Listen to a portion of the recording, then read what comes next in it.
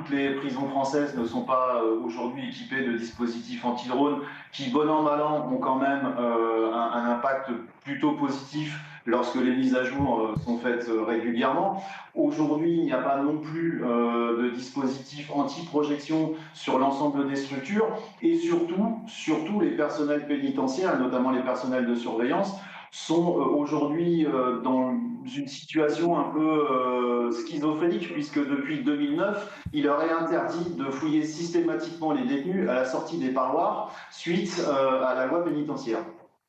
Ce qui est totalement lunaire, on se souvient quand on avait évoqué l'opération Place Nette à Marseille, il y avait un caïd qui était en prison, qui avait réagi en disant bah, « de toute façon, on s'en moque de l'opération Place Nette. Moi, j'ai mon téléphone, je continue mon business et mes affaires avec mon téléphone. » Et les Français, ils peuvent pas comprendre tout cela, quoi.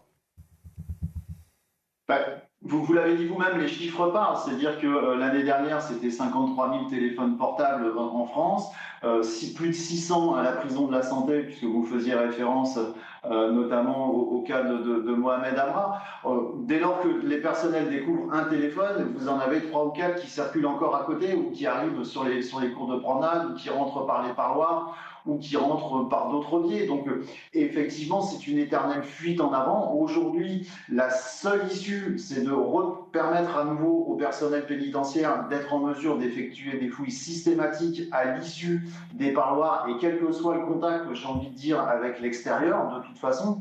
et puis de déployer des moyens, même si ça coûte, et notamment en termes de filets anti-projection. Après, on sait aussi que de toute façon, ce type de dispositif et ce type de procédure auront forcément des conséquences à l'intérieur des établissements, puisque au même titre que la circulation des stupéfiants, si demain on arrive à endiguer la circulation des téléphones portables, on sait très bien que ça fera monter la pression à l'intérieur des établissements. Ça, c'est une certitude. Alors parfois, on peut aussi s'interroger légitimement en se demandant si finalement l'administration pénitentiaire, le ministère de la Justice, il ne trouve pas son compte à tout ça, puisque ça permet quelque part à la population pénale d'avoir une vie qui, peu ou prou,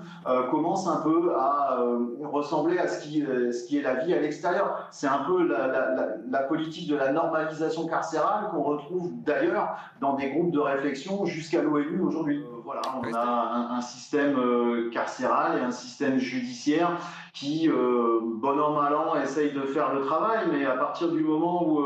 vous ne mettez pas les moyens nécessaires là où il faut les mettre, et tout à l'heure, Judith faisait référence notamment au manque de place, j'y ajouterais également le manque de personnel, c'est-à-dire que pendant que la population pénale augmente mensuellement, puisqu'on en est aujourd'hui à plus de 79 000 détenus, c'est-à-dire que même le plan 15 000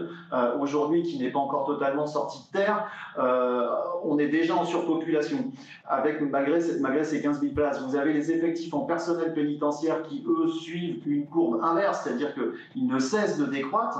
plus derrière des obligations réglementaires et législatives qui interdisent au personnel de faire ce pourquoi ils sont payés, de faire leur mission et d'aller quelque part fouiller systématiquement les détenus.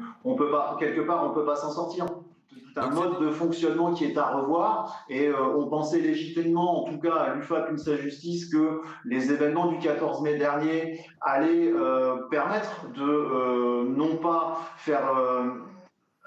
réformer le système, mais en tout cas de revoir totalement le logiciel, parce qu'aujourd'hui, le système carcéral ne doit pas être réformé, il doit être changé de tout au tout. Il faut reprendre les choses depuis le départ et savoir ce qu'on veut faire. C'est-à-dire que, est-ce qu'effectivement, on veut faire de la prison un moment où il y a à la fois une peine privative de liberté, mais aussi une découverte de la contrainte, un apprentissage aussi vers la liberté et quelque part de mettre aussi en place des systèmes de réinsertion qui soient efficaces et qui fassent qu'un passage en prison soit unique et qu'il n'y ait pas derrière finalement une fabrique de la récidive. Merci beaucoup.